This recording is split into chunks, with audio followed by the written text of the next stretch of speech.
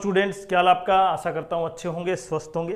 तो SSC CGL tier 1 के लिए एग्जाम जो अगस्त सितंबर में है, बिल्कुल मोस्ट रिलीवेंट मॉक टेस्ट होगा ये। ऐसा नहीं कि केवल इसमें से क्वेश्चन आपको नहीं आएंगे, बस केवल आपके क्वेश्चन थोड़े से किस तरह आपको सोल्व करना है, बस ये सीखना आपको, क्योंकि बाकी सब कुछ आपको आता है। सिलेबस आपने कंप्लीट कर लिया है, प्रैक्टिस आप कर रहे हैं, मॉक में कम मार्क्स आ रहे हैं, लेकिन फिर भी अगर आपके 110, 115, 120 के आसपास हैं, 100 के आसपास हैं, तब भी आप कर पाएंगे। लेकिन मॉक रिलीवेंट होना बहुत इंपॉर्टेंट है, इसलिए हम लेके आए आपके लिए मोस्ट रिलीवेंट मॉक। तो सबसे पहला क्वेश्चन देखते हैं हम। देखें, sine theta equal to x square minus 1 x square plus 1, और हमें वैल्यू निकालनी है cos theta minus tan theta upon 1 plus tan square. अब आप डायरेक्टली इसको सोल्व करें। पहले cos theta minus sine theta upon cos theta, और इसको लिख देंगे 1 प्लस टेन सीकेंट स्क्वायर से कैंसिल हो जाएगा रूट।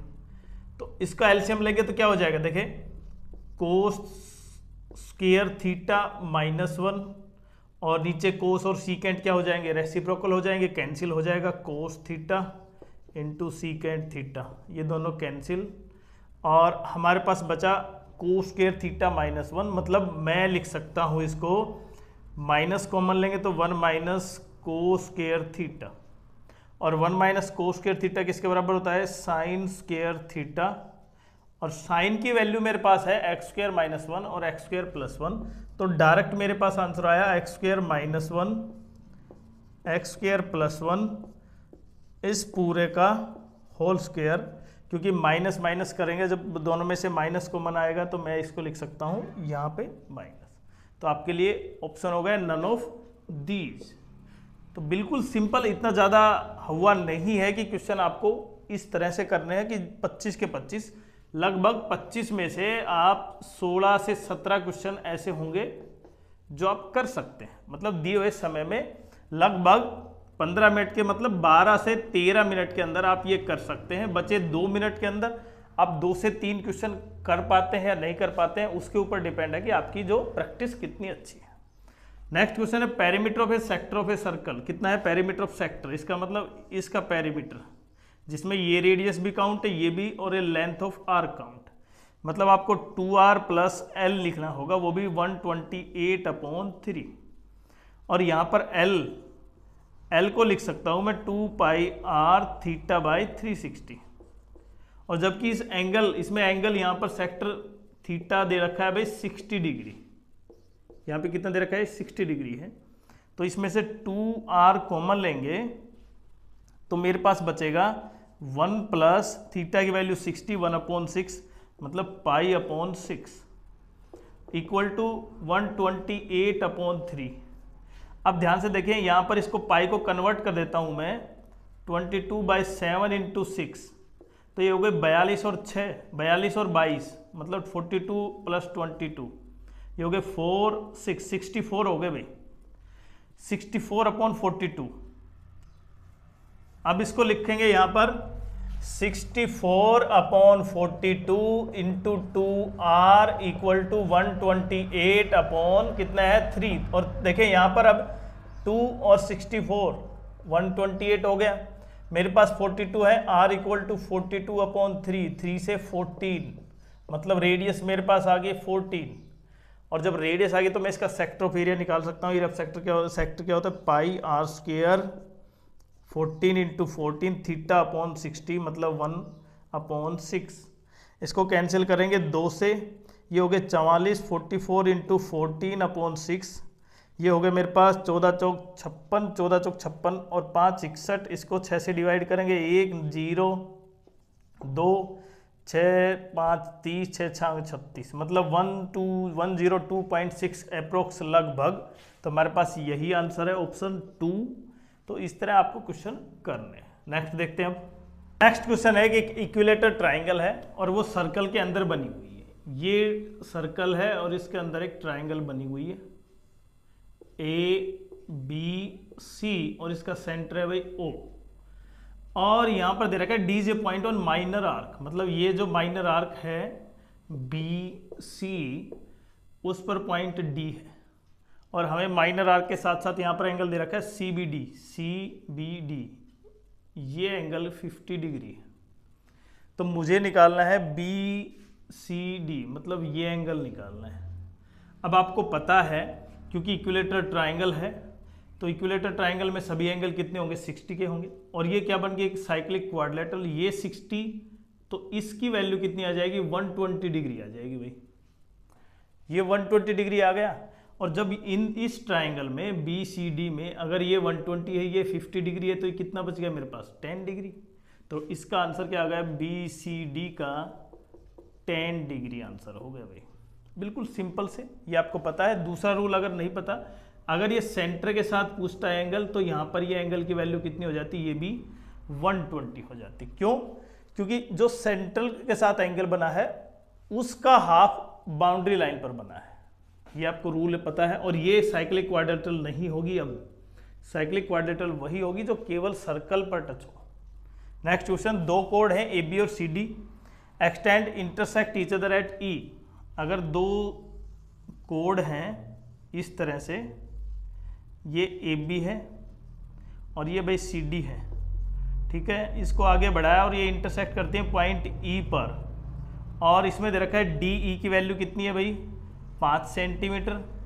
CD की वैल्यू कितनी है, 7.4, ये 7.4 सेंटीमीटर है, और BE की वैल्यू 4 सेंटीमीटर है। तो हमें निकालनी है AE, मतलब आपको ये निकालनी होगी और उसके साथ फिर इसमें ऐड करना होगा। ये हमने मान ली X, तो डायरेक्ट आंसर हो गया। ये आपको रूल पता है, X + 4, ये होगी टोटल X + 4 इंटू जो बाहर की है टच केवल, वो 4 = ये कितनी हो जाएगी, 5 और 7 12.4 मल्टीप्लाई 5। तो इसको डिवाइड करेंगे 4 से, कितना होगा, 3.1 आ गया। इसको मल्टीप्लाई करेंगे 5 और 15.5, उसमें से माइनस कर देंगे 4, तो क्या हो जाएगा, 11.5।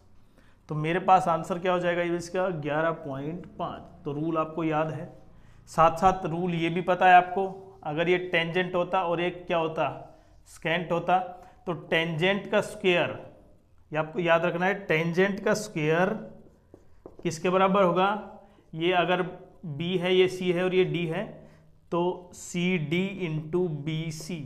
ये रूल आपको याद रखने हैं। बाकी जो रूल आते हैं वो मैं बताता ही जाता हूँ। नेक्स्ट, एक स्मॉलर डायगोनल एक रोम्बस पर, देखिए रोम्बस ये है, इसके दो डायगोनल, ये बड़ा वाला डायगोनल और ये छोटा वाला डायगोनल, और ये इसकी लेंथ रोम्बस की 9 है, तो डायगोनल की भी क्या होगी भाई, 9, मतलब ये इक्विलेटरल हो गया। अब आपको बताना है जो लॉन्गर डायगोनल पे जो ट्राइंगल है ना, उसका एरिया निकालना है। तो सबसे पहले आपको क्या निकालना होगा, लॉन्गर डायगोनल की लेंथ निकालनी होगी, और इसके लिए मैं निकाल सकता हूँ, ये 9 है तो ये इसका हाफ हो जाएगा 9/2। राइट ट्राइंगल पर करते हैं तो ये क्या हो जाएगा, 81 माइनस क्या करेंगे, 81/4 का स्क्वायर का रूट, ये होगा भाई 4 8 32। मैं डायरेक्टली लिख देता हूँ, इसमें से 81 कॉमन ले लेते हैं, तो कितने हो जाए, 4 - 1 3/4, ये होगा 3 8 3 24। इसका रूट करते हैं तो कितने हो जाएंगे, देखिए ये कितना हो जाएगा, 3, और ये होगा 3 की पावर 4 इंटू 3, 3 की पावर 5 हो गई।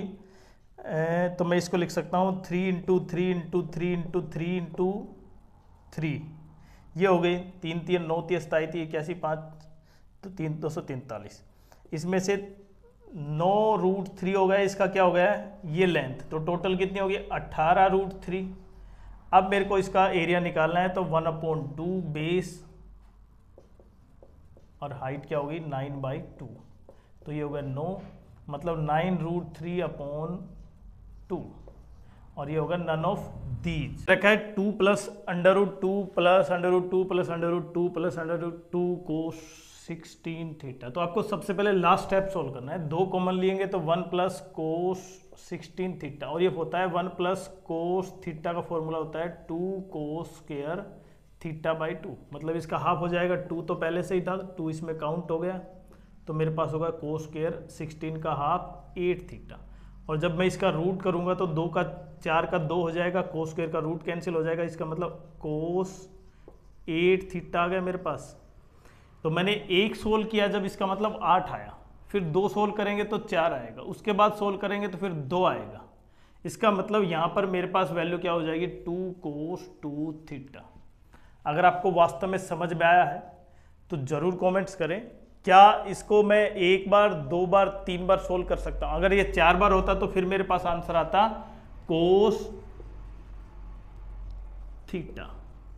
तो जितनी बार करना है केवल आपको वो सोल्व करना है। लेकिन अगर ये माइनस होता, अगर ये सिंबल माइनस हो जाता है तो फिर मेरा आंसर साइन में आ जाता है, क्योंकि 1 minus cos theta equal to 2 sine square theta by 2।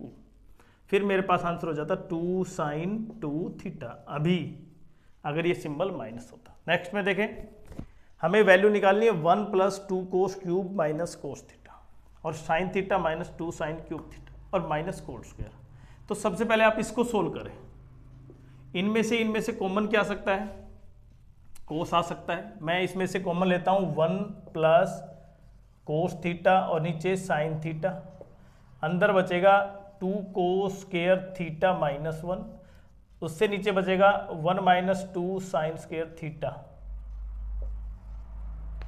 ठीक है, अब ध्यान से देखिए, ये फॉर्मूले हैं किसके हैं? कोस 2 थीटा का फॉर्मूला, ये भी कोस 2 थीटा का फॉर्मूला। ये दोनों कैंसिल हो गए तो इसका स्क्वायर था तो इसका भी स्क्वायर, तो cos square plus sine square क्या हो जाएगा? Coat square theta minus cot square theta, ये दोनों कैंसिल। तो मेरे पास आंसर क्या है भाई?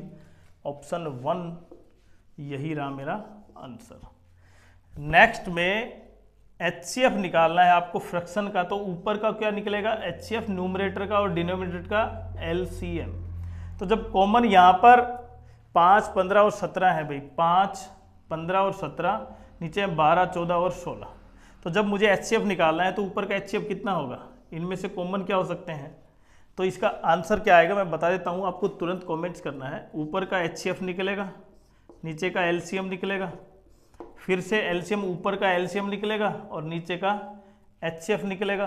तो आंसर क्या आया? Multiply 15 power 4। तो इनमें से आपको आंसर बताना है। नेक्स्ट देखते हैं।